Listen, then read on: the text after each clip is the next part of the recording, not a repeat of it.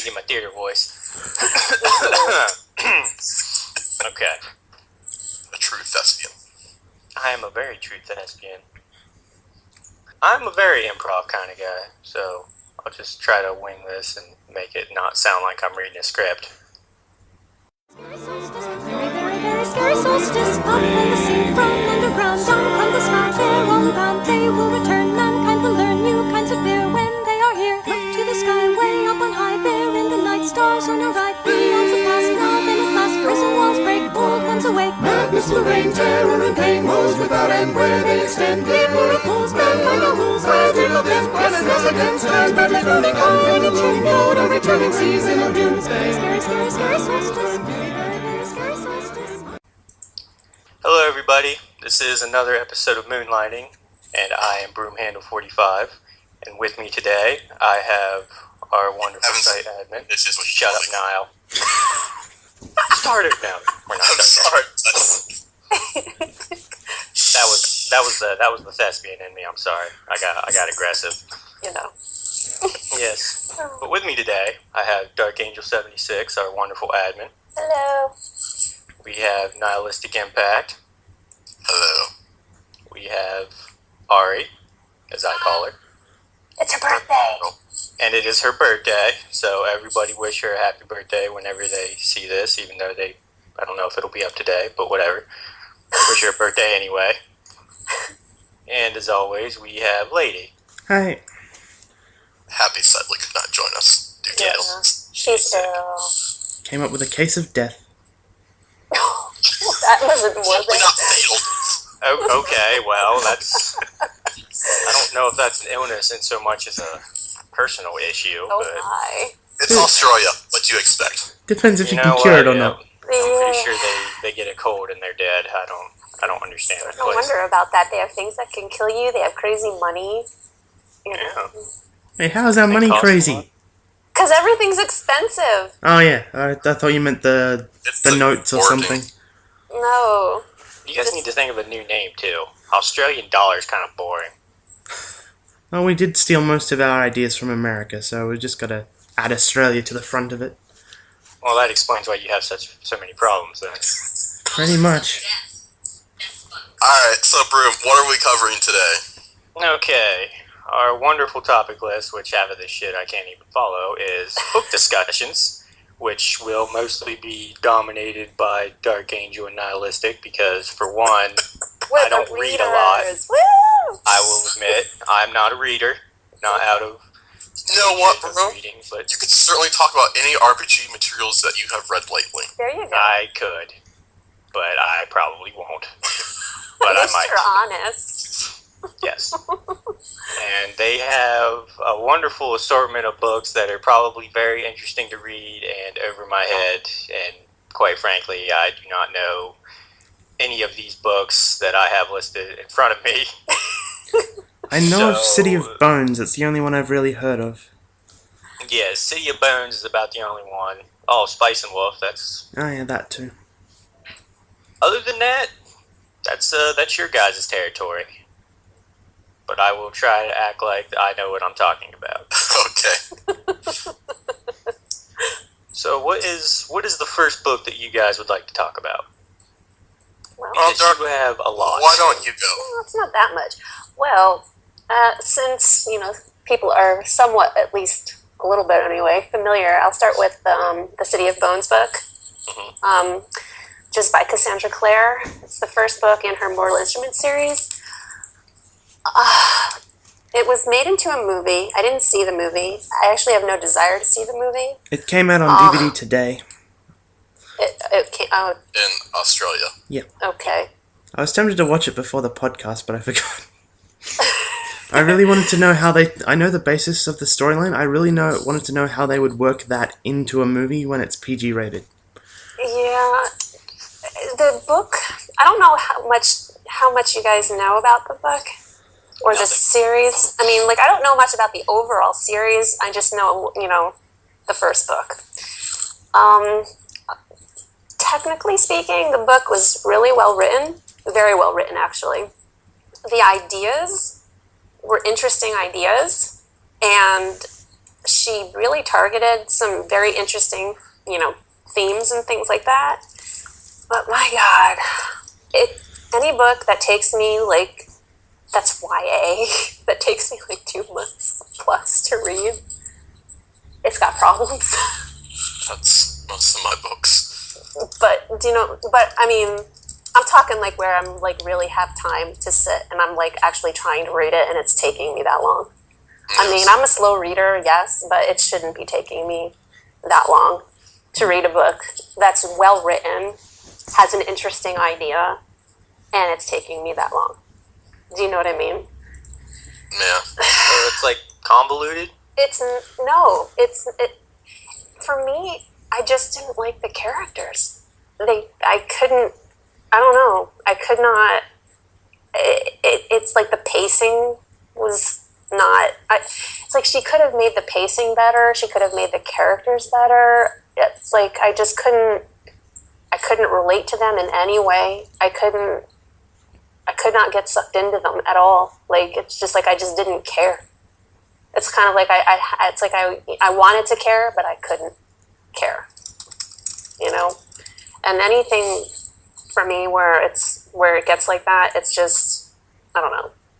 I have no desire to continue on with the series because of that, and as a result, I have no desire to see the movie because it's just so what? And yet it got all these ratings that were so good, and I'm kind of thinking to myself, why? Because I didn't see it. I didn't get it. I didn't understand. I mean, other than the technical part, it was, like I said, the style was okay technically, but I don't know. I didn't think it was anything special. I don't know. Well, what is special for you, Dark? If I can relate to the characters and get upset if something bad happens to them, or be happy when something good happens to them. And what's a good representation of a book that accomplished that? The next bunch on my list, the Divergent series by Veronica Roth.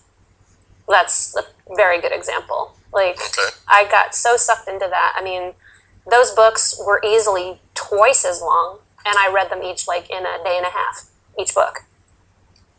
So very good pacing, and it just drew you in. Oh yeah, And the characters were amazing. They were flawed in just the right way, and they had their good points, and they were much more relatable, even though both scenarios were completely fictional, completely. The one was Divergent was a dystopian. The other one was more supernatural, but at the same time, it was it was done in a way where you could be it's supernatural, but you can kind of be all right, I can see how it could work into life or whatever. The same thing with the other one, which was probably a little bit more over the top, yet at the same time, you could relate to the characters better. And for me, so for me, it's if I can relate to the characters and the pacing is good and I actually can cry when something bad happens to them, well, that says it all to me. Yeah, if you can't really feel anything for the characters, you can't really continue the series, can you?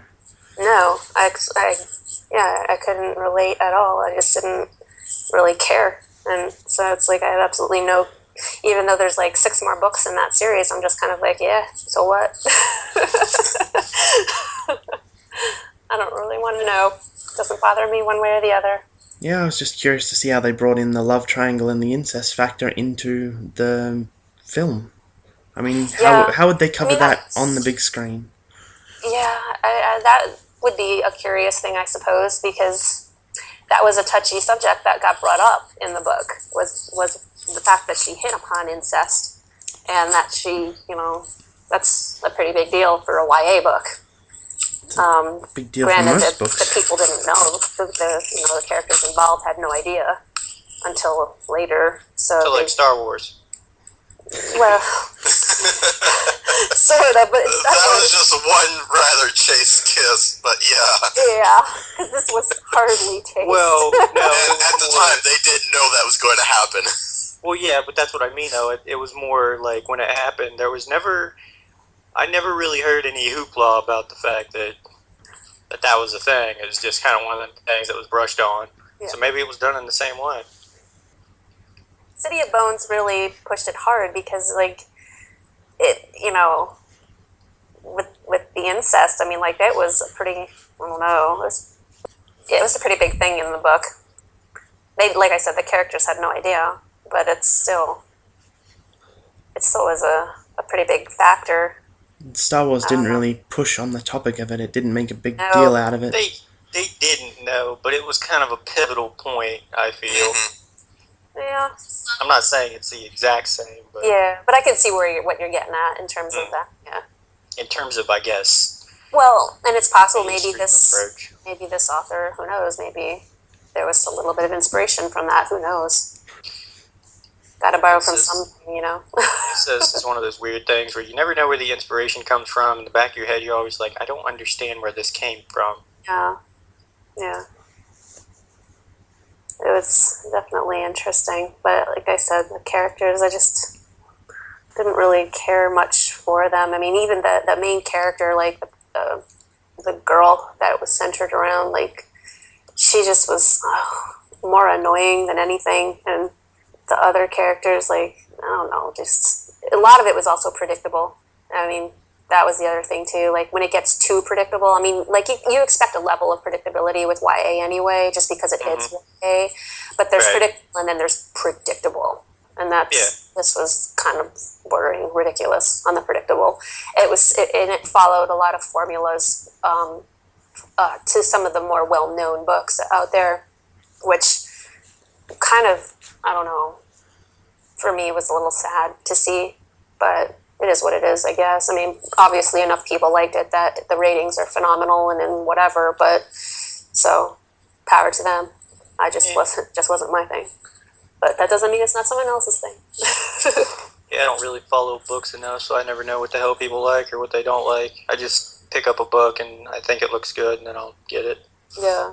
It's usually what I do, or I'll take a picture and then go to Amazon and read a bunch of reviews. Yeah. Yeah, anybody who goes through this thing is just like, fuck you, take pictures of books more. Well, most people, if they have smartphones, they can just look it up. Well, I don't have a smartphone. I know you don't, because And I'm quite happy with my flip phone. I'm not saying you need one, I'm just saying that in those situations, it's much more convenient. But then I would have to use my data. Dude, Unless I had Wi-Fi. I barely use my data, and I can use my phone all day at work. You only work 2 days a week. Yeah, but using the data all day would considerably, you'd think, take a chunk out of it, but it really doesn't.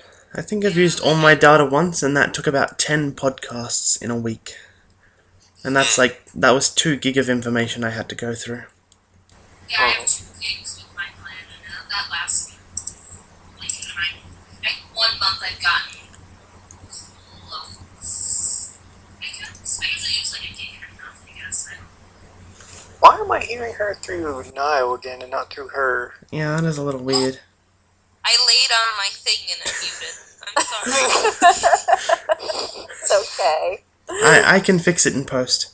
I did it last week. Oh no, did it happen last time?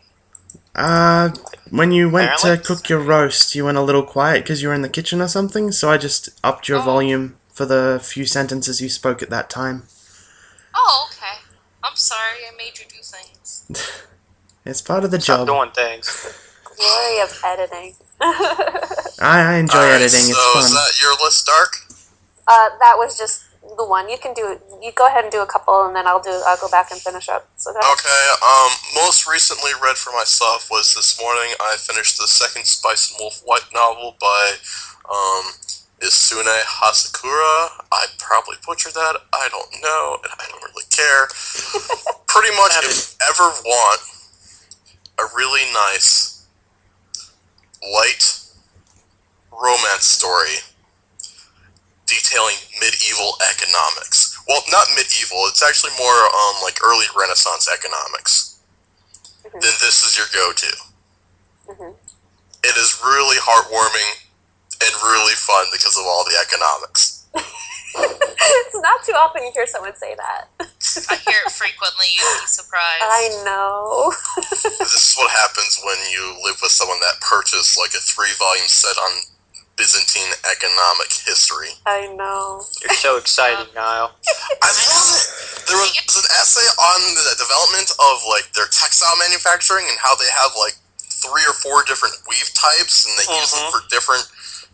Oh, it's interesting. He's very cute when he gets excited about history. He It gets all is. flushed and bouncy. I know. Kind I of sounded can like a hear mini his voice. orgasm at that I point. know, you can. I don't know what to do with it. It's rather adorable. I don't think Niall wants me to think he's doing things that make it adorable to me. Just I think he's adorable all the time, but well, I feel that 98% of the time, I can think of several instances where he's not adorable. But anyway, So You know. pretty much, Spice and Wolf, you have 2 characters, main characters. Craft Lawrence, a traveling merchant, and Holo, a wolf deity, goddess of the harvest, who's decided that she's going to go home, and so they travel to the Northlands to take her home. There's roughly 10 light novels currently released in America, or roughly so. Another one's supposed to be coming out later this week. And there's a total of 17 altogether. The first 2 books pretty much cover season 1 if you've watched the anime, which is a pretty good series. Although sadly there's no news on any developments after season 2. Be nice if there was. Yeah. Sometimes animes are like that though, like they take a break or whatever and then Or they want to Although avoid there's something no like a material long-running enough to series. continue. I mean, a lot of things want to avoid something like Bleach, where it's like 2,000 episodes and keeps going. And God, that's well, that was also because that they wanted to continue the show when the manga was actually taking a hiatus. So you get all them filler scenes. Yeah. and it's- just like now it's Naruto. falling in popularity, which is awesome because hopefully he can finally die. he won't die. It would No, be it's nice. dying. It's like dropping in popularity in Japan. As well The in manga or the Japan, anime? The anime as well as the manga. In fact, the anime is actually done in Japan. They're not making any more. Yeah, the guy. I don't think he wanted to do that. I really wanted him to continue Zombie Powder. Like, people are just getting fed up with his storylines. Can't say I blame. Yeah. It's the Dragon Ball Z style I'm of sure he's things. getting fed up with the storylines. I stopped watching As much as, some odd. I was like, this is enough, I'm done. I stopped so much earlier than everyone else. I was done when they were done with Ghost Japan. I don't know, I never really got into Bleach too much, I guess. So. I think I It was got to good about in the episode beginning, 100. And then That's They what I never heard. developed my favorite characters. who was that?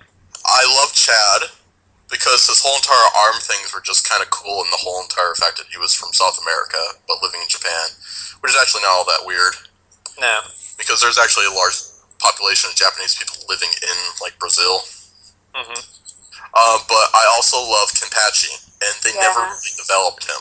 Well, that was Actually, is also pretty cool. the big thing was that they had so many characters that seemed fun, and then they just never. I mean, they had their moments where they would flesh them out, and then you just didn't get anything else. Mm-hmm. I liked Hitsugaya, but he was my favorite because he was just so stoic. Hitsugaya and Rangiku were funny together. I loved that. Yeah. But like I said, I kind of stopped after episode 80 some odd. I just was like, you know. Well, it turned into the power creep thing, and I don't know if it's just so much nostalgia or. For me, it was the first filler arc. I kind of just, it was that first filler arc just started to bore me, and I was like, yeah. I stopped watching with the filler arc and just went to reading it, and then as soon as Aizen was dead, I stopped.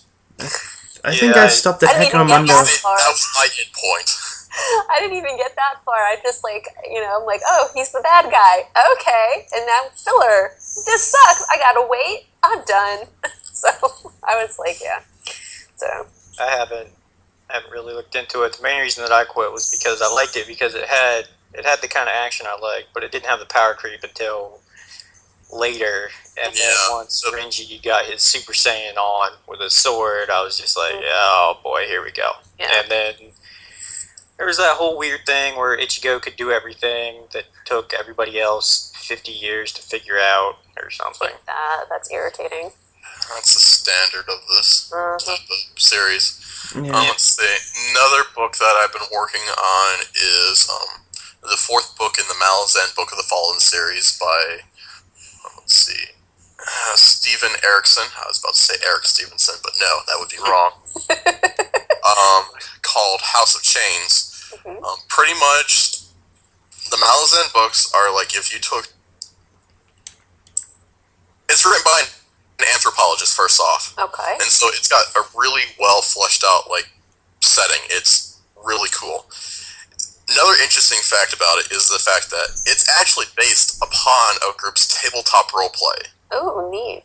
It started off with second edition Advanced Dungeons and Dragons, and then they're like, nope, this is too limiting. So they went on to GURPS, which is kind of a generic role-playing system which you can do a lot of things. And it's just a lot of fun to really read. It can be hard to get into, though. There is such a huge cast of characters and so much history to it, and the timelines can often get confusing, and there's just so much going on, but it's really good, and I recommend it to anyone that enjoys a long fantasy series, like epic. Like if Epics are good. Wheel of Time, this is easy, and this is good compared to that. Yeah, I could probably do it then.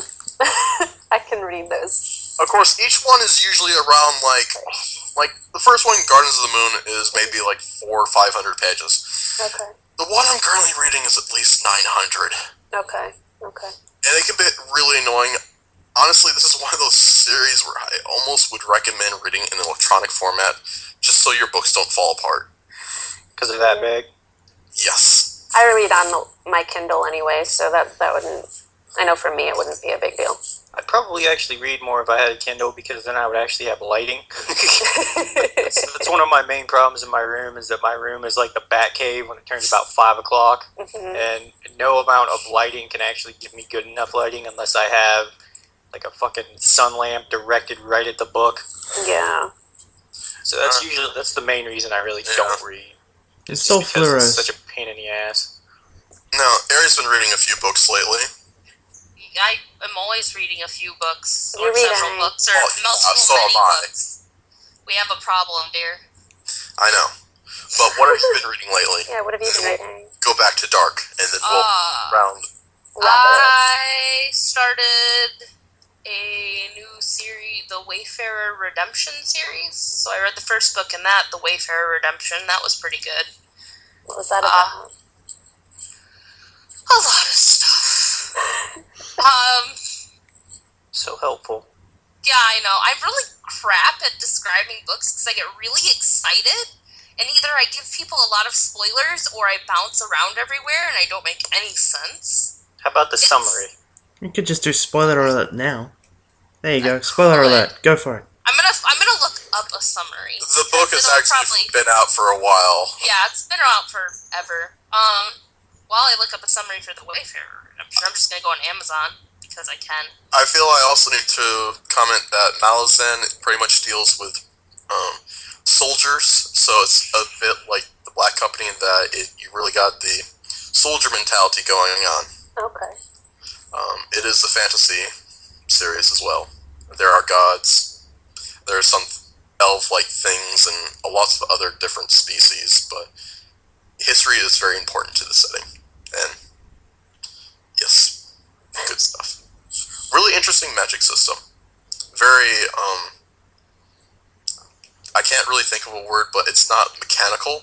Okay. It's Natural? or yeah, like what you would find,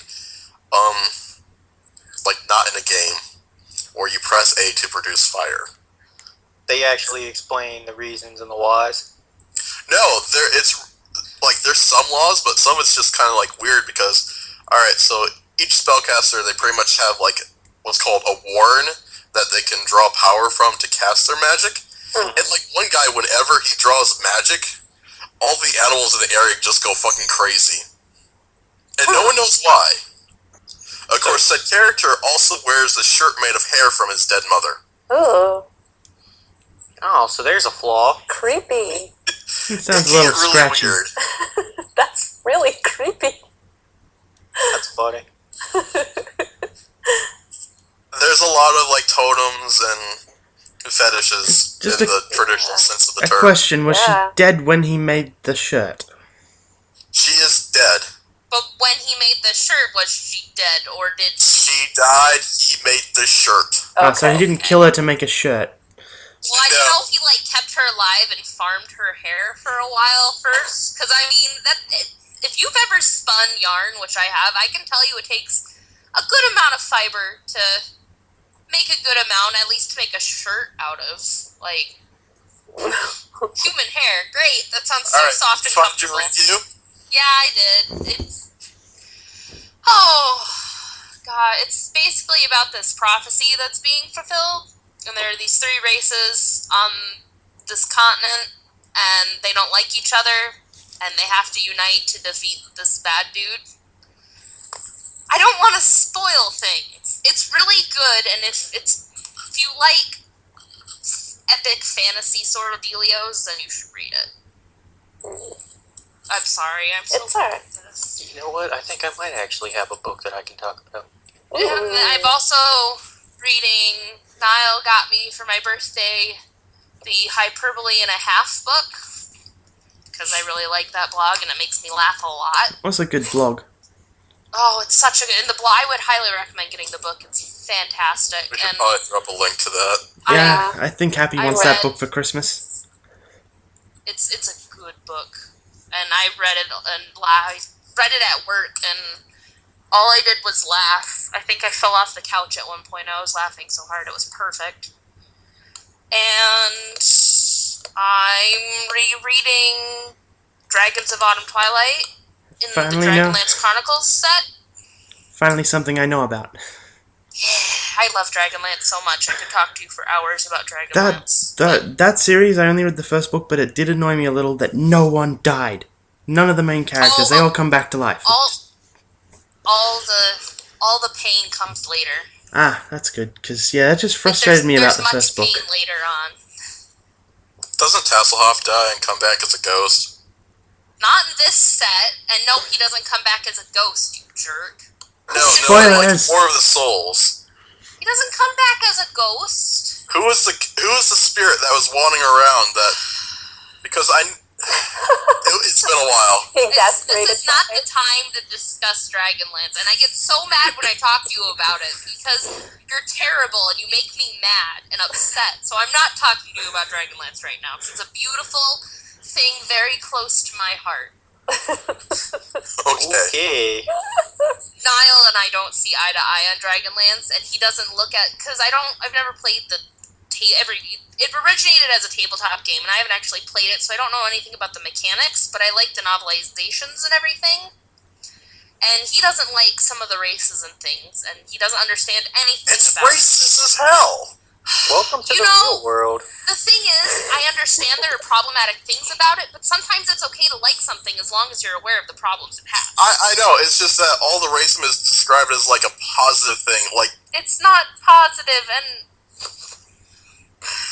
I thought we weren't going to talk about it. no. Anyway, one of my it- best friends is getting into Dragonlance, so I'm rereading the books with her. Aw, that's sweet. It is kind of on It's topic, though, very since it is a book. alright, I'll help it for her sake. Dark, what else have you been reading? Oh, sorry. Come Dark. back to you. It's okay. I have more to cover too. I read 2 other books that were really good. But go, Dark. Go. Do it. I believe in you.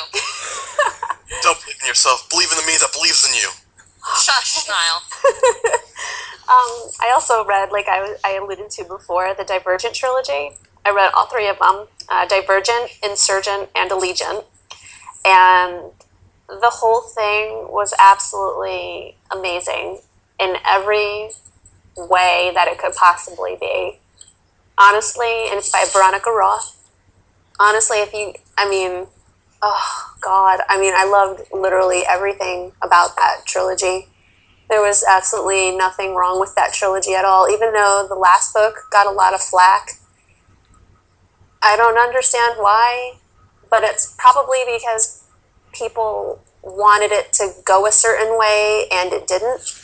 And I basically, my thought there is just that, well, the author did the right thing. She made it go where it was supposed to go. And if people can't handle that, then whatever, that's their problem.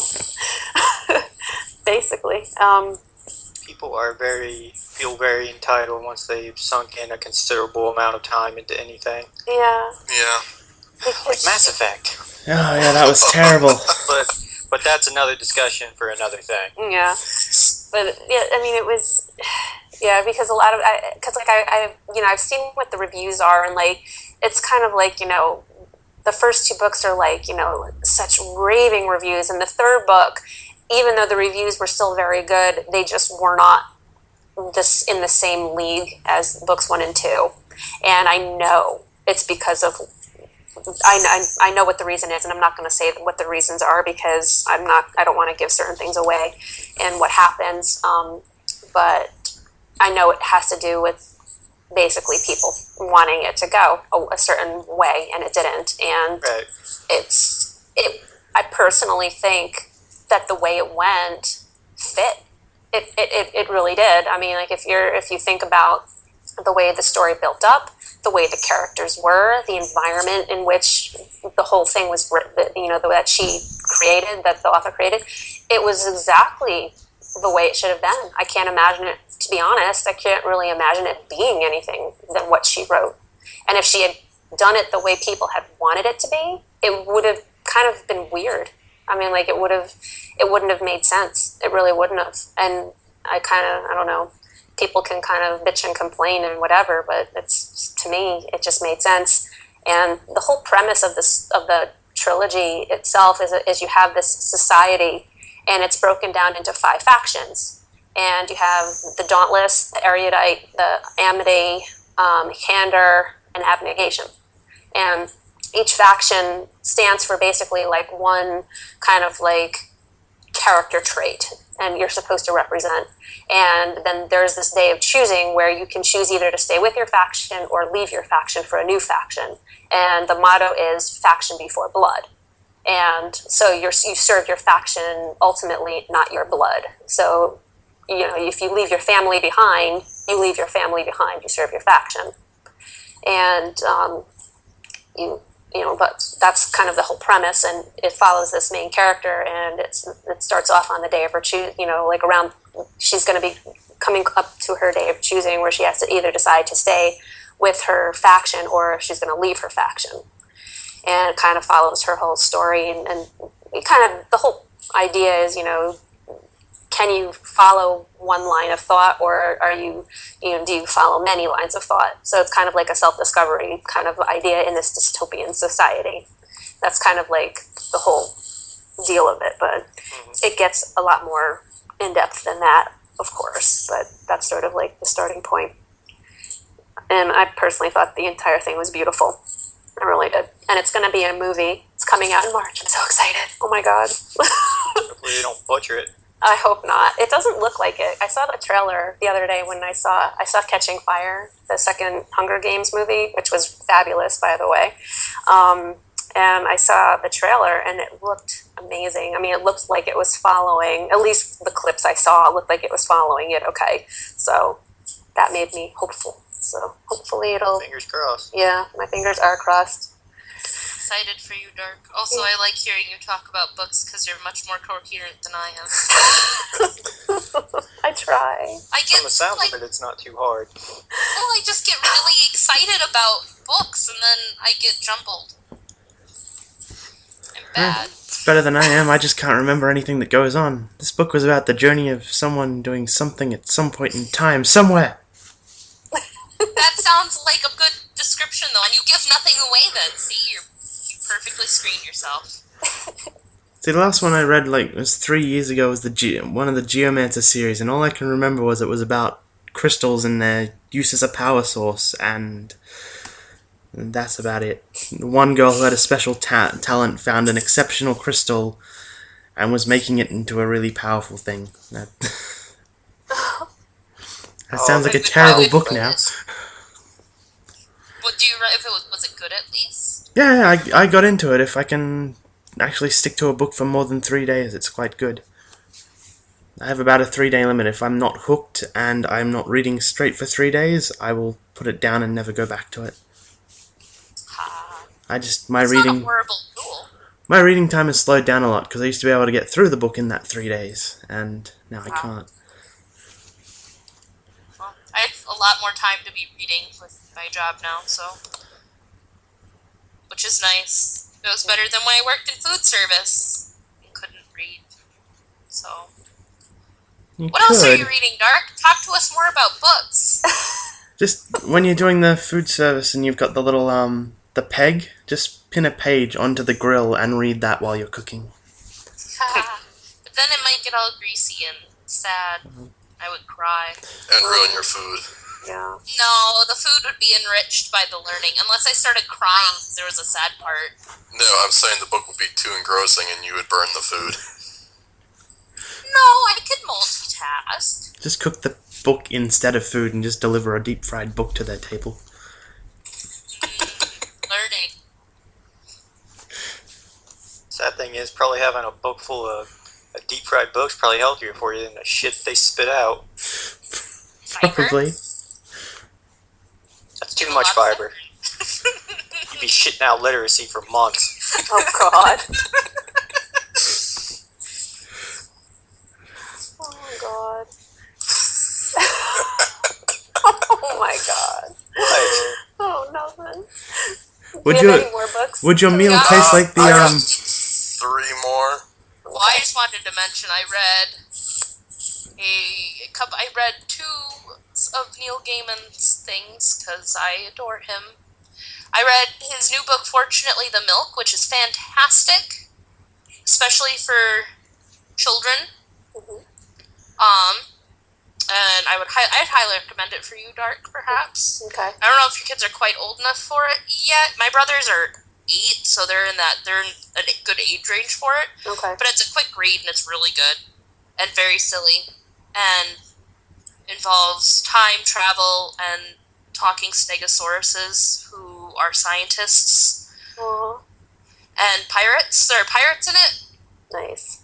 And then I read his other book, The Ocean at the End of the Lane, which is also it's fairly short. It's less than 200 pages. I want to say it's just over 100. Okay. I don't know. Hold on, I have to look now.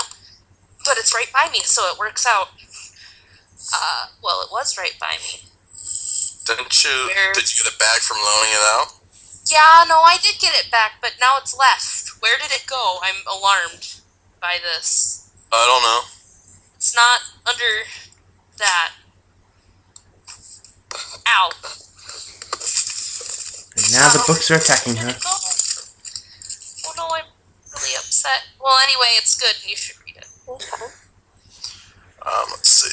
Other books that I've been working my way through: Homicide: Life on the Street, by David Simon. This is the book that spawned the hit 90s TV series Homicide. It is also the basis for the current the HBO show The Wire. Okay. And she found it just where I thought it was. I got really excited. Sorry, go on, dear. It's pretty good. It's pretty much just detailing the Baltimore homicide unit back in the 70s, I want to say. Okay. It's really interesting. Like, I once tried to read it a long time ago, and I couldn't get into it, but now it's just flowing off the pages for me, and I'm almost done with it. Very good. I chiefly started reading it as a means to, because it was recommended in one of my role-playing books as something to read to try and get it into the idea of how a city works for running for a setting. Mhm. Because God knows I read books simply to learn how to be a better writer, world designer, whatever. Oh yeah. Other books that I just finished reading was the White Luck Warrior by R. Scott Baker. It is the second book in the Aspect Emperor trilogy. Third one will hopefully be coming out sometime next year. I look forward to it. It's the second trilogy in his ongoing series, which doesn't really have a name. The first trilogy is called The Prince of Nothing, Okay. which is comprised of, what are the books? The Darkness That Comes Before, The Warrior Prophet, and The Thousandfold Thought. Now, to give a basic idea of the setting, it's pretty much take your Old Testament Bible, make all that literal truth like the way it is, because it's a really horrible setting society-wise. Okay. Like, bad people. Right. Add the engrossing and rich detail of Tolkien and Frank Herbert, Okay. and it just becomes amazing. The basic setup is the first trilogy is kind of somewhat based upon the First Crusade, and so you got some like organizations like there's the Thousand Temples, which is pretty much like your Christianity insert, because they're like all these different faiths are just splinters of the one God. Okay. And then there's like an Islamic style faith as well, and so they go and invade to take over some holy city. But the entire time there's this larger plot growing in the background, and the characterization is just really cool. The magic system is simply amazing. I love it.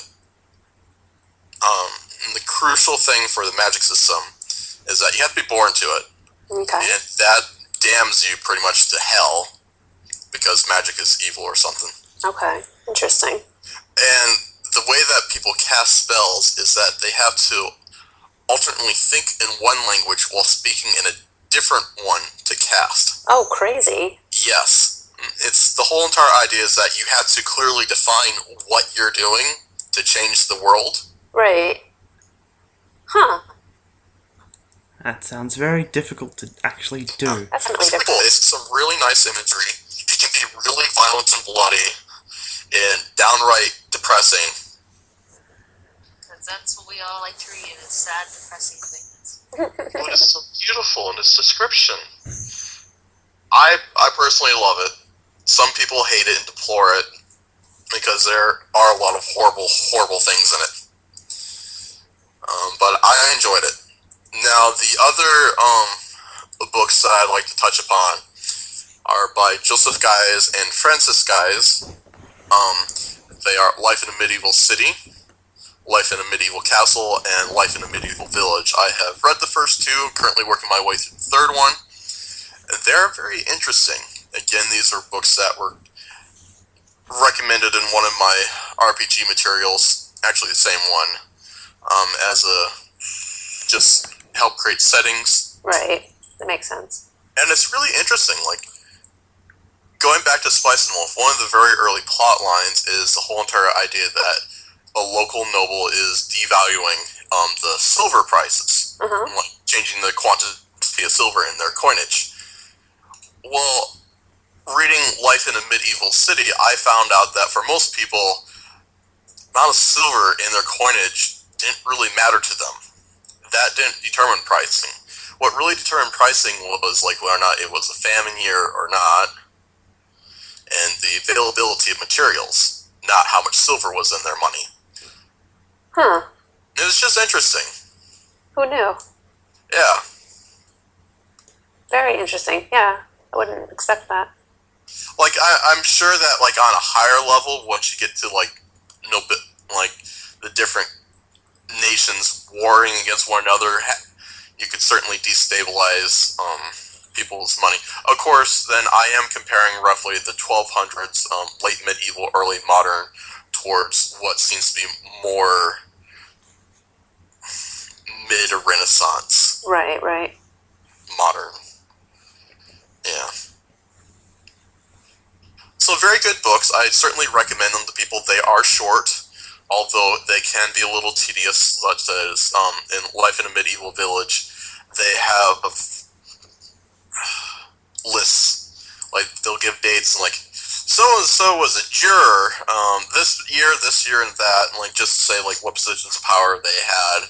Right. And Well, then, they're more history books, right? these are history books. Yeah. Like, they take an area, or a city, a castle, or a village area, and then they pretty much look at all the details that we have available. Granted, these works are a little bit older now, having been originally printed in the 80s and 90s. It's still good to get a good general idea. Yes, though. they are very good general education type deals. Yeah. I mean, they're nothing on Byzantium economics, but they're good for someone who is looking at getting a good general idea, but not something that they want to. Yeah. Right. It can just be something interesting. I'm trying to think of something that I read in one of them. Alright, so I learned from Life in a Medieval Castle that to calm down hawks, the falconer would actually spit water in the hawk's face. And so you have me. It's just one of those random things that you can pick up. That's pretty neat. Yeah, that's just Like showcasing little something details. Would spitting water in a hawk's face really calm them down, or would it just? I drive have them no mad? idea. It's just something I've read. I feel like if I was a hawk and someone spit water in my face, I'd probably tear their eyes out. Well, it they're sounds like trained something not to that'd do make that. angry. I don't think I'd be a very good hawk. Well, you're a person, so probably not. But the original idea behind reading these books was just to learn little things that went on in these types of areas, so that you can flesh out and expand upon a setting. Yeah. Which I do believe is our next topic. Well, I was going to say this is actually a good segue to get into the next topic because, details like that, getting into the whole world building thing, if you know details like that, it kind of makes it come to life because you can, if you're a GM, those kind of details can kind of help, in terms of establishing an atmosphere. Oh, definitely. I feel personally as a DM that you all know my issues with setting details and how I just go crazy with them. And nothing ever happens. Well, I actually have almost the exact opposite issue with my own tabletop group because We overthink things and get ourselves in trouble. they do a lot. They give me so many ideas, and so I don't really have to do as much. But I still think of little things to insert to just make the world become more lively instead of thinking of everything. Right. I don't know why there's a distinct separation in my mind, but there is. But somehow it works for tabletop and not online.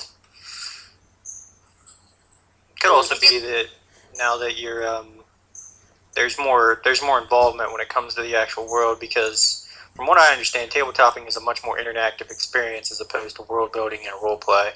It really is. Yeah. So there's less effort involved on your part. You're just basically taking what they're already giving you and running with it, as opposed to you I've just. run so fucking far. I wish he Yeah. didn't run. I just need to learn to keep my mouth shut sometimes. Oh yeah. Sometimes I don't even go in with any plan. I'll take someone else's random table. Someone went and made a random carousing table, Oh God. and I'd be What? carousing table. Carousing They go to table. the tavern and see what happens. Oh. So I pretty much hold out a set of D30s because it's a 30 list, and here, roll yourself and see what fate has for you. Ooh, evil. And then I'll spin a story around that. Once, We had to hunt polar bears. yes, they had made an improbable bet, and then we had to come up with what the bet actually was, and polar bear hunting came into it, and so they had to go hunt polar bears. That's hilarious. Well, and it's funny because one of the people in our group and I, we both rolled at the exact same time and rolled the exact same number. So we both had to go kill polar bears. Yeah. But yeah, I do believe our other topic is world building. Yes, and this perfectly segues in. Yes, it does. Just goes to show how much my reading has to do with world building. Mm-hmm. That's a good thing. Yes, I don't it's know if just that's how a good thing. It is. It's a good thing. 8-10 years ago, all my reading was military history, Yep. fighting styles, because I was a combat role player and that's what I did. Now it's all, oh hey, economics and said it. Yeah. It makes for fascinating bedroom talk. It does. Oh, I'm sure it just makes the pain Especially when you get in like theologies. That's interesting. Like, Broom was actually working on creating a religion the other day. I was. Very nifty. Alright, so... I was going to ask, is that your thing to bring up to more world building and how it works? Yeah, world building. Actually, I believe the way that we were going to discuss world building was actually do a demonstration. Yeah. Wait, what? I did not come prepared for demonstrating anything. Did you bring your notebook? We don't didn't put any bring of that. We're anything. just doing a round robin. Pretty much everyone kind of inputs and we come to a group consensus and Yeah. have an idea. Doesn't And have there to will be be a perfect. test on Friday. I am expecting so- a day from you. Oh, goodness. One of the things that obviously needs to be answered first and foremost is like what type of genre. We gotta keep notes, too. Keep notes. A genre they would prefer. Oh, well, let's see. We know you like fantasy, so we'll keep it to fantasy. How about that? Alright, well, I know I can also do sci-fi. Like, Broom and I were working on we've done 40K, then there was the Exopunk. Yeah, the exopunk thing, which we actually worked out, as far as I know, fairly well. Yeah, there's not much setting details because it's supposed to be rather simplistic and low-key Yes. and developed through play, but obviously. But if you guys feel fantasy is a safe place to start, It's what most people are next thing- used to, probably. what? It's probably what most people are used to in that realm. When most people just Yeah. do their first Dungeons and Dragons game, it's always just pure fantasy. They don't Well, and And it's it's probably it's such a general thing. Like, you can do so much with that within that particular thing that I think I think it's easier for most people. Yeah. Another thing is an issue of scale, like sci-fi. Obviously, you can have something smaller like Fallout, where it's post-apocalyptic America, compared to like Star Wars with its pan-galactic empire. Right. It can get really tedious. Obnoxious. Yeah. Yeah. I think obnoxious is the word you're looking for. Yeah. Which this actually segues into another thing where Dark learned some new terminology. Yep. Bottom up and top down methods for creating a setting. And like, take for a sci-fi setting, you can start with the top down. That'd be like, okay, I'm having this type of galaxy.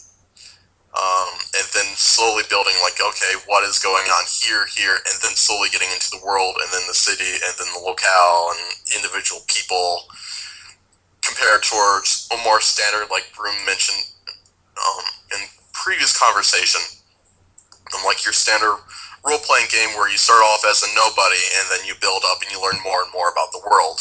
Right. I would say for gaming and role playing, it's probably the best to do the bottom up method. Yeah, it really because helps, because then you don't become overloaded. That, and it gives you a sense of freedom, because in that Kobold's Guide to World Building I read, they actually brought up some interesting points about that, is that the main thing you really should do or want to do is that you want to give people the illusion that there's actually more there than there really is. Right. Which you do by naming things, or maybe not even naming things, but giving the idea that they can explore. Like, say you're... There be dragons. Yeah, like, say you're, I don't know, in fantasy Japan or whatever the hell, island.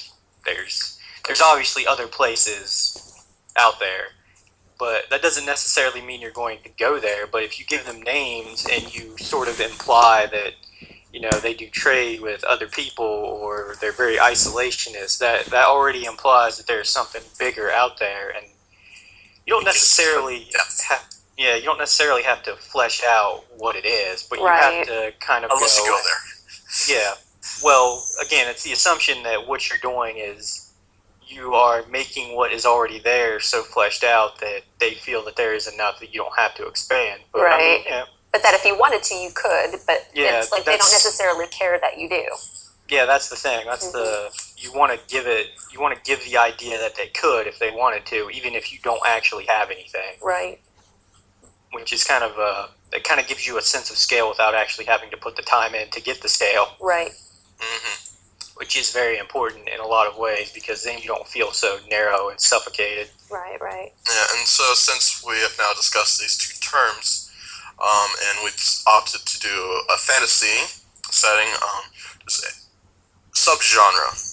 Like, there's certainly your steampunk, there's your dark fantasy. To get a little fancier, there's also sci-fi fantasy, which, well, me and Niall have argued about that all the time, but there is a genre for it, regardless. So now, what do you? Have what we would really you, argued? Because sci-fi fantasy... Well, I guess argue isn't the term. So what would you consider sci-fi fantasy, out of curiosity? There's basically this... Well, are we talking sci-fi fantasy or science fantasy? Sci-fi fantasy. Okay. Or is it science fantasy? Well, either one. The one where... Because 40K is definitely a science fantasy. Yeah. Because pretty much you have your elves in space and... I was going to say, is it considered like basically science fiction, but like with fantastical creatures and magic, or is it a fantasy world that just has some science in it? I mean, it really depends. Either way. But it'd be more like saying, alright, so I have a magic spell that allows me to do item A. Let's say it's like open up portals. I decided to create this and turn it into a faster than light method of travel. And then suddenly you're science fiction. But you're using a fantasy element. Gotcha. What other subgenres are there? No, there's anything. You can attach anything to anything. Like sorcery is a classic. Sorcery, there's dark fantasy, there's horror fantasy. Planetary romance, like the John Carter of Mars. Yeah. So what do you guys think for our little... We need a dartboard. Just put random words on there and throw them. No, that's what we have dice for. I don't have dice on me. Dice! Let's see. I chose fantasy, so someone else can pick subgenre. I think Broom has all the dice in the world at the moment, so he can roll that. I apparently do, because everybody keeps asking me to roll for shit that we don't even know what we're rolling for. Well, all my dice are in the other room. Oh, well, God forbid you get up. That's actually not true. Yeah, that's right. You better tell them. I think Ari sat on her mute here. again. Did you mute But your mic? most of them are in the other room. She's muted. Oh, I'm sorry. Here we go. Yay! I was brushing my hair earlier. Sorry. What are we rolling for? Okay, this is for subgenre. We know we're going to do fantasy, and now we have to, let's Do it? find detail. Yes. Why don't we just do horror fantasy? Or fantasy Let's horror. do it. for Let's do it. help. Yeah, I'm that'll good. work. I'm game. Alright, why don't you define that for us, Broom? Horror fantasy? Yep. Yeah, You mean what it means, or what Yes. it means for what we're doing? what it means as a subgenre. Oh boy. I don't know why I have to talk. Horror fantasy would be probably anything fantasy related that would base on a more darker aspect in terms of, I don't know, maybe not so much culture, but more that there is something out there and it is very, very terrifying and usually very, very hard to stop. Which, in terms of horror, it could be something, for comparison, I guess, it could be something as generic as undead hordes, which I'm always a fan of because it kind of gives a good atmosphere for horror. And I find that undead work best with fantasy. They do, because you can do more than things that eat Zombies. things. Yes. There, you could also go a little bit deeper. You could go into something like humanity was always kind of under the shadow of something really creepy, like vampire pedophiles or something. I don't know. God. And that kind Wow, of that's- determines how the culture kind of grows and matures on its own if they are under the wing of something that pretty much treats them as food. Well, only the children, really.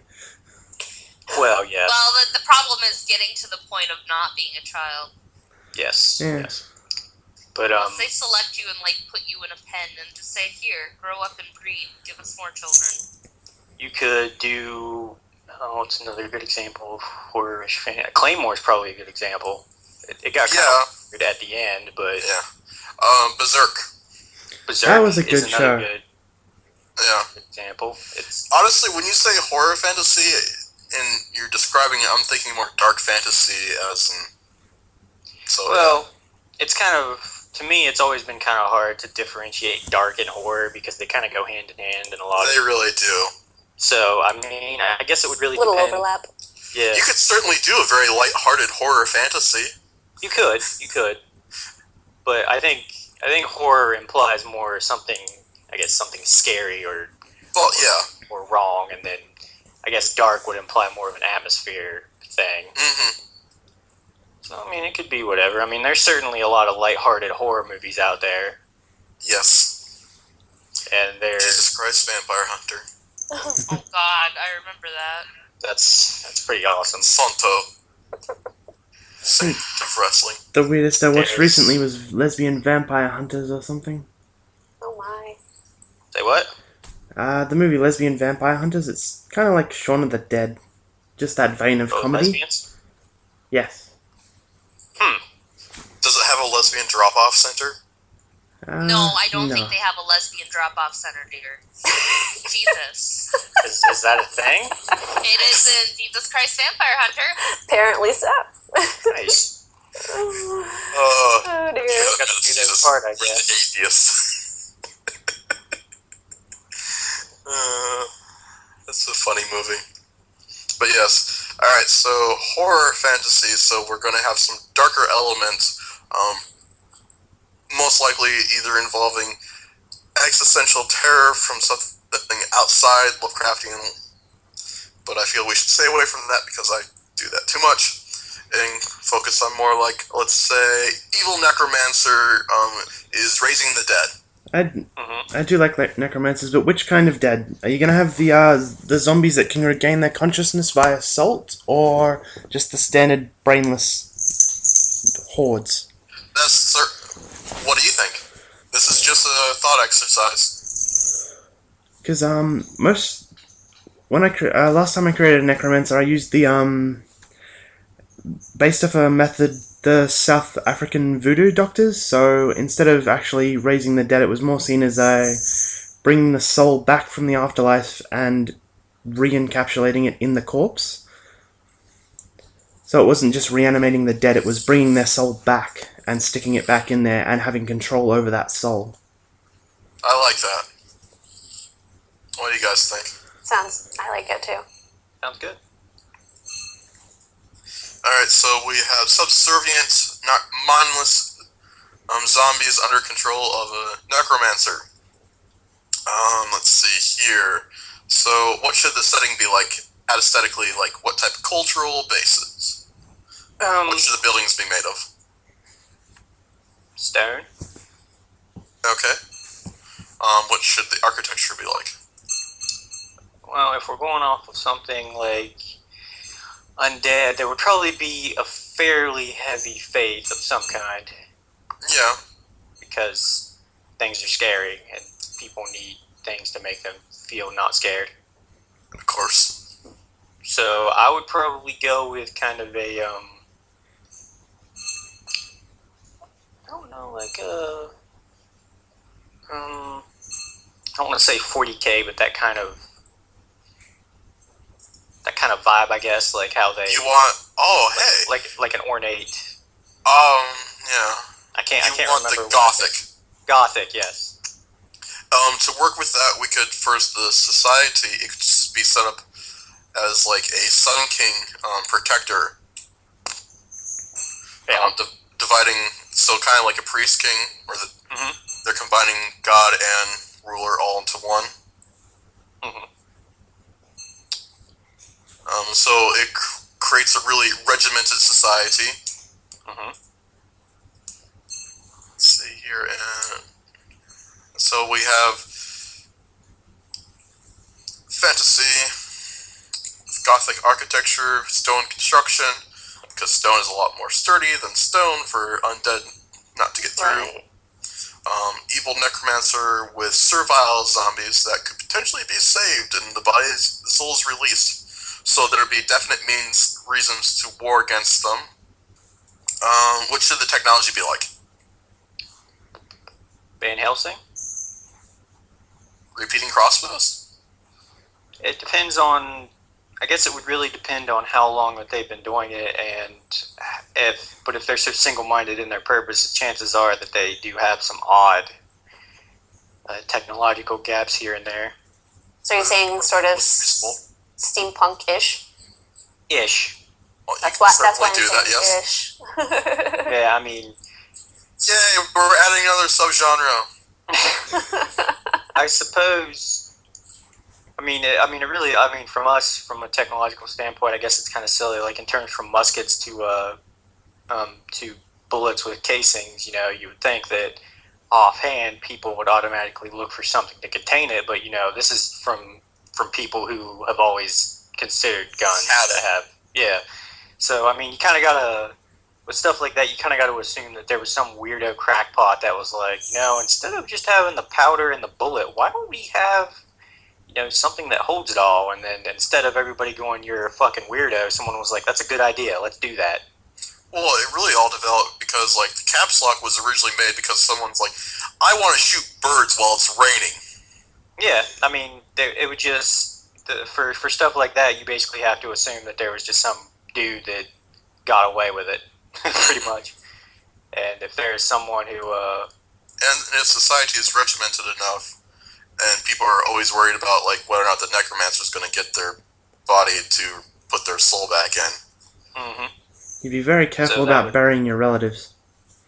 Yes. Cremation would probably be rather popular. Yes. But at the same time, you'd have to worry about wood and for There'd burning. probably be a lot of fire involved. I was going to say, do you think that explosives would be a big thing? Like, I'm talking very crude, not high tech. Yeah, obviously. Yeah. Probably be, not like crucial, but they would definitely be like the fanatical would be like, by the fire of the sun god, I will blow you up. I'm thinking more in terms of like, if people are paranoid about like the undead, would they set traps and like, the dead walking into your, thing, and it's like kind of like I kind of like envision people like being paranoid and setting explosive traps when yeah. the worst. Yeah. Yeah, I can totally see that. Mm-hmm. Probably. So we Because then pretty much have the setting. because then they burn the bodies, because wouldn't that kill off the dead and ensure they wouldn't rise again? You see what I'm saying? That's why I think that way. Oh, Well, yeah. it would ensure no capture, but the soul can still be moved around to another. But at least it Host. wouldn't be like right there. Yeah. Well, you also got to keep in mind if they actually know that, Right. like But at if least they're aware They of know how how. your soul gets captured, or Mhm. They may not know that, but at least they can know, like, if how do you get a body down that it won't keep coming at you? Yeah. You incinerate it. So what we're working with here is basically that necromancy is like recycling. Yeah. someday that necromancer will open up a factory. So basically, necromancy One is hell of pretty a much necromancer. the soul is just out there, and then you can just pluck it. And It's more they So you- tend to pull it back from the underworld and put it back into the capsule or some kind of doll or something. That's why the There'd rumors probably be around a salt large rings came up. inquisition to hunt down such people. Do you think there'd be exorcists out there? Yeah, Yeah, I could totally exorcisms see would be that. popular. It would be But again, really you fun. gotta- Family you gotta- gatherings. it all depends on like how much they actually know about necromancy, like Yeah. on their end. Well, Because there's probably a lot of quacks that are just being like, "This will work." Yeah. well, yeah, but I mean, But I can also see exorcism going wrong too. Mm-hmm. Because if this is a threat that's been going on, if this is a horror fantasy, and this is this big threat that's like there all the time, and they're dealing with it all the time, I would think that they'd have at least some kind of understanding They of have the an threat. idea. Yeah, like, I Well, mean, yeah, but I'm I not meant, saying like- they'd know everything, but they'd at least have kind of a clue, and they'd be trying things. So I would think they'd have people who are exorcists who try, but then, like, fail. And, like, you know, they try to do stuff and then, like, you know, have backlash, if that makes sense. So, Well, it was more just like, it sounds like that what we have here is like a perpetual sense of necromancy. Like, whatever Yeah. they do isn't actually going to solve the problem, it Right. just slows it down. right. So, depending on how much knowledge they actually have on it, it would depend on how much, I guess, how bad it is. Right. Because if they actually know that necromancy is pretty much just taking a soul that's just out there in the underworld, and Right. then that would probably be something that they would have to keep a secret, because that is basically telling you that this is never going to improve. Right. You can only slow it down. Oh, You can't actually oh stop man. it. I just had an idea, bro. You could totally get like cults like the Eldar, where like the soul is captured so it can't be placed in the body. They could probably have something like that if they know that. But again, that would probably be something they would still Yes. have to keep. What was a that secret. machine from the Ghostbusters where they locked it in that little capsule? You could just have same general idea, actually. you could have a church that is just lined with little capsules of souls, so they can't go back to the necromancer, and that's how they keep That them from sounds getting them back. undeniably creepy. Oh, you know what? They should make it so it's like a chorus. Just a bunch of wailing souls just chilling out somewhere. Well, that Fuck that is could that? Oh, explain what that's very the exorcisms could be. Instead of actually taking them to the afterlife, it's taking them from their body Put and them into an item. putting them into a jar or some kind of capsule so the necromancer can't get to them. And when that fails, that can go catastrophically wrong. Gotta catch them all. Put them into skulls. Like those old Gothic architecture, like churches, where it's just like skulls behind mesh. Well, that also poses another interesting problem. And that Can would they be- talk?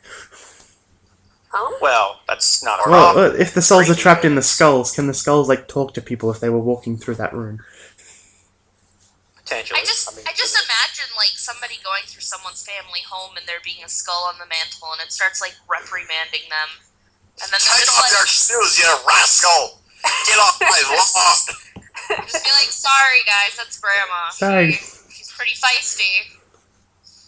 Like, Well, I don't know if that would be a widespread thing, because again, that gives implications about what's really going on, and to kind of keep the horror theme, you kind of want to give that sense of unknown, because one of the big things that would be to keep the atmosphere would be that this is a perpetual thing that's not going to change. It's just they'll just have varying days where they can get better or get worse. Right. Well, you could make it so only the church has that ability, and there are very few people that know how to do it, so the rate that people die is much higher than what they can capture.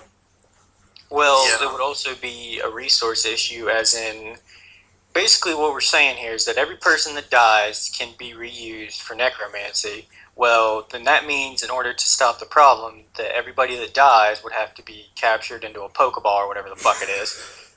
And that would That, or you just like destroy bodies so there's no body to put any soul Yeah. into I to think utilize. I think that's where the whole, like you were saying earlier about cremations, like that's like what they do. If Like, you can still pull the soul, but you're not going to do anything with it because you can't Well- put in like unless you could put it in like a suit of armor. And Well, that's what I mean. Like, if they can, Like a if they can golem. still use the soul for anything, then that doesn't actually fix the problem unless the soul's gone. Yeah. And if Yeah, they don't it really, actually have a would really way, depend upon the setting conceit. yeah. Personally, always been a fan of kind of this perpetual sense of shit. I guess just it's like diarrhea. It doesn't get any better. It just slows down sometimes. God, It's really what it is, though. yeah, It's a terrible analogy.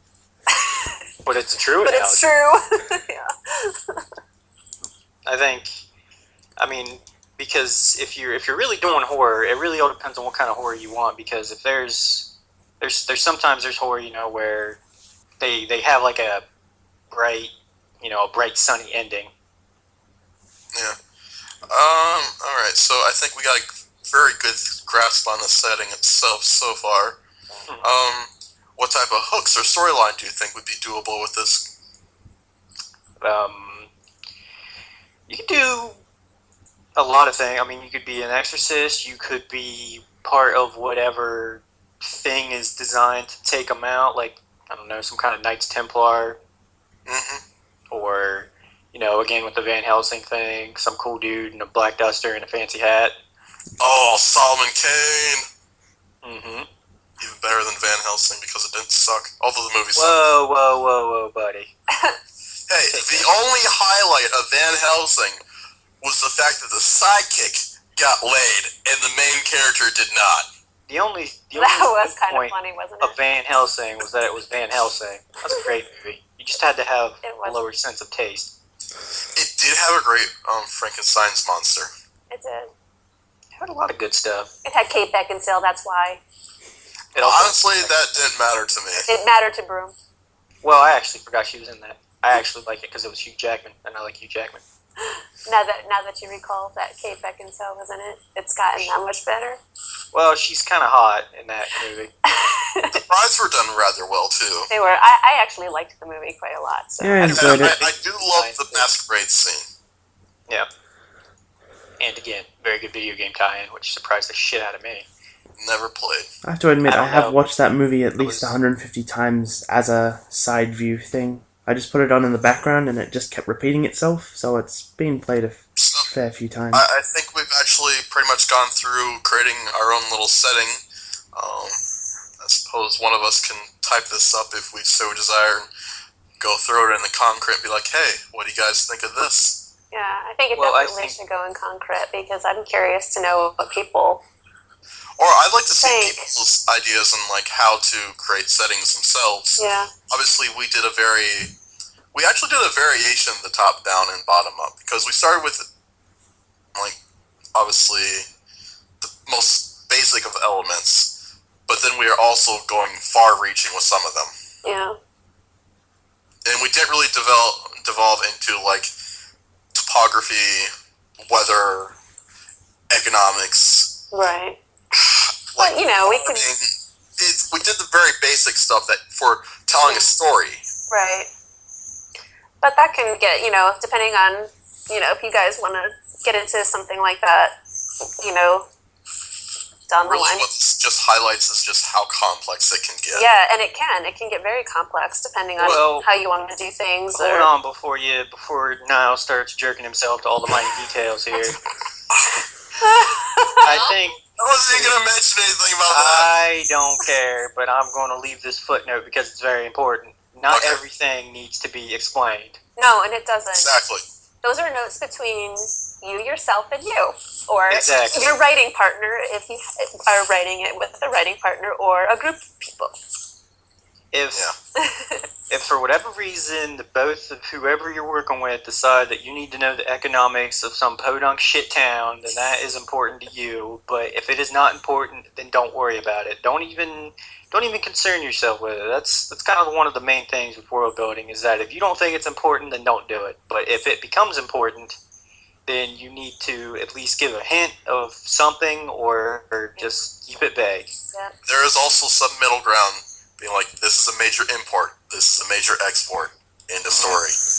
You And could also make the when currency You souls. have all your information and you actually go to write, whether it's an RP, a story, whatever. You don't need to info dump. Your audience doesn't necessarily need to know it all either. It's No. okay. It just needs No. to be known by you. But at the same time, it can be a lot of fun, I can. especially these types of discussions, because like I thought there was a lot of back and forth. Yeah. I think so. And I think it could go further too. I mean, that's really. This is what Broom and I do, as long as we have someone else to be there with us, because if it's just us talking, nothing happens. No, they just listen to each other breathe. It's not true. No, that's right. You're right. You guys talk every day. Occasionally. Occasionally, every day, intermittently throughout the day. They just like to hear the silence of each other's company. You don't have to talk, you just have to know they're there. That's pretty accurate, actually. Yeah. They're bonding. I'm pretty sure we're past the bonding. No, you are perpetually bonding like glue that is never properly set. Pretty sick, Ari. Me? What do you mean by that? Why am I sick? I'm actually better. I finished my antibiotics, thank you.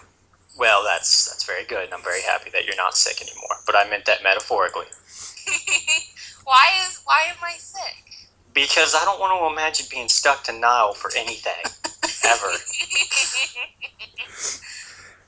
It sounded like you had weird plans in your head just then. What if you were like conjoined twins? Oh my. Well, if we were conjoined twins, then it wouldn't matter because we're conjoined. What if you weren't always though? Like, what if you woke up one day and you were just attached to them? Okay, well, that would be... It's like the plot to some obscure manga. Well, no. there's two questions I need to answer first before I can answer that. First one, how in the fuck did I get to where you guys are at? Magic. And There were some really good second drugs. one, apparently there's some crazy ass drugs that make me teleport or fly. Aliens.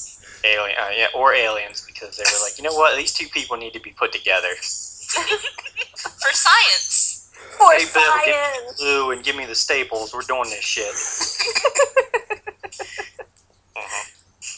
Second question is why in the hell you would want either of us in the same house together, considering how much that we talk about the most random inane things.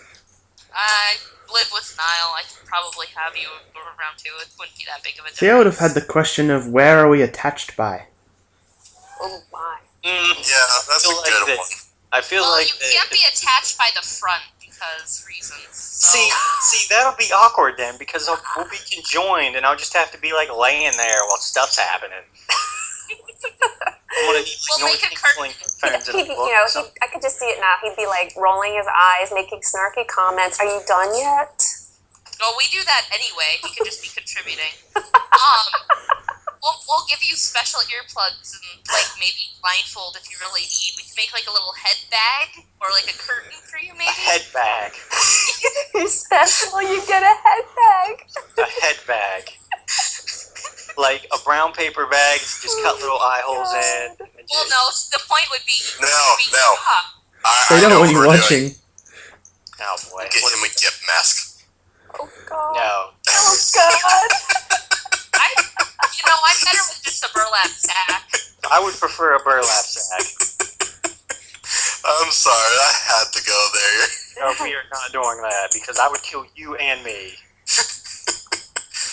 Yeah, so, ultimate conclusion, if we're ever conjoined, we die. Yes. Yes. Ultimate conclusion. Yes. Oh god. Either that or I will like saw us apart. And we will die.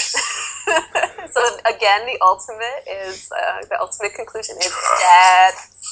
Or Broom learns to enjoy watching. Get surgery. So, could we get better like Happy Ken from death, or are we just doomed to dying from death? Doomed to dying from death. So morbid. Broom just has to learn to enjoy to watch. That's all. Just Yeah, think that yeah. it's a live performance room. Yeah, look, if I wanted to watch two people have sex, I have the internet. A third hand can always be See, useful. There's the difference. You're not physically there. I'm not physically there anyway because I'm not the one having sex. Well, but you're in the presence. Oh, yeah, so it's like watching porn. You've got a spare hand. You 3D can style. help. There you go. In Did the HD. Chinese make one of those? Yes, HD3D. that was scary. I've never watched it. I haven't watched it, but it Conclusion just of sounds this is I'm scary. glad that you two aren't connected, Broom. I think we're all very happy about that. Anyway. Not you were connected. I Oh god. don't. None of those things are things that are happening. I'm sorry, Broom. I only try to break your head when it's brought up. Oh, you could make this as your dating sim thing. Yeah, I could. The I dating talked sim, to and then my they friend become about that, conjoined twins. Yeah, let's... Oh, God. I just want to hit all of you with a car. Hey, I didn't say anything. I just want to hit all of you with a car except you. Thank you. I promise. Can't hit us with a car. You don't have one. Hey, I know how to drive. I just hate driving. It's a bit hard to get to me as well. Broom, I promise I will respect the fact that you don't want me to make a dating sim between you and Niall. Does that mean you're still going to do it? No, that means I won't do it, and I'll be respectful of your wishes. Though we should link to the program so someone else can. Oh, jeez. No, I won't. I'm sorry. I don't know what's wrong with me, Broom. Yeah, I don't. You know what? I'm just going to leave that alone. Oh, goody. We can move on past your good weird Lord. thing with our bromance. I just get excited when Niall has friends. She really does. Because it I doesn't get happen very often? excited. I don't know how to feel about that. Is that like an uncommon thing or what? Before we became serious, he had not many. Well, I don't have any friends around here if it helps. Yeah. Well, I just get excited when he has people that he gets excited about that aren't me. Oh God, I don't even want to imagine my parents when they find out that I have people around here. They probably never be like, "Why aren't you out?" And I'm like, "Cause I want to sit here and do stuff. Leave me alone. I'm tired of being social." Oh, God. Alright, well, I think we Alright. have effectively covered all of our topics. Yes. On And- that And note. we really meandered through that world building exercise, but I think we had some interesting discussion. Yeah. The book corner really took up quite a bit of time. Obviously, not something we can do every week. No. Or we could just limit it to one book per person. Yeah. That We could can do work. that. But it all depends on how quickly we read. Well, I don't think it should be a weekly thing anyway, because No. I can't read that fast anyway. I need to read in order to contribute. Wait. Broom had mentioned that he had something that he might be able to potentially talk about reading. Yeah, where did I put that? Well, I think He read the instead of dice a manual. book thing every week, though, we could do like some sort of media that's been consumed. It doesn't have to be a book. It could be like a movie or a radio thing you heard, or I don't know. Could do that. Some kind of Yeah. news Like, it story. doesn't necessarily have to be a book, because not everyone reads frequently. Like Broom, you know. I mean, he reads, but not frequently. I assume you watch. Batcave. Well, I assume, like, I don't know, it's easier for some people to sit down and watch a movie and talk about it as opposed to sit down and read a 300-something page book. I would probably prefer reading books to watching movies if I didn't live in the Batcave. Oh, well, maybe you should come out of your bat cave. Yeah, but that means I gotta interact with everybody else. No, it doesn't. It just means you come out of your bat cave and get a book. Yeah, the reason I You have stay to in my interact. room is because out there is loud and distracting, and everybody looks at me like I'm weird because I want to read a book. So I just stay in my room. Buy a lamp. I have a lamp. Buy I have 2 more. lamps. I suppose another thing we should mention is that with world building and all, there is such a guide that Broom has read. I will be reading eventually. It's called The Kobold's Guide to World Building. It is... Are they Or- 4-horse Yeah. kobolds? No. Oh. It's a publishing house that used to have a magazine that's been discontinued. Broom speaks very highly of it. Oh yeah, and Yeah. it can be purchased on Amazon. You said, right? Yes, a link will be thrown up in the thread. Wherever. In the wherever. It'll Yeah. be tossed out. Somebody will get it. Somewhere. You It'll might be- find it. It it'll will be float linked. around. We don't It'll be worry about the paperwork. It'll be released into the ether, and you can track it down if you so wish. We Yes. just say things and stuff happens. Yes. That's how... Because we're magic. Magical. Well, if we don't have anything else to cover and we're done talking to each other, Yeah. I'd say that would be about it for this week. Yeah. Yeah. Will we be convening next week and all due to holidays? So they probably It's a good probably question. not next week, Okay. just because of the holiday, If what's the all right, Chris? Christmas. Shows how much it matters to me. Yeah, Don't worry. it's all good. But yeah, thank you all for listening, and we will see you not next week, but the week after Whenever. that. Yeah, whenever we feel like dealing with each other again. So So for Broom and Niall, it'll be tomorrow. Yeah. Bye. Bye. Bye. Too many buys.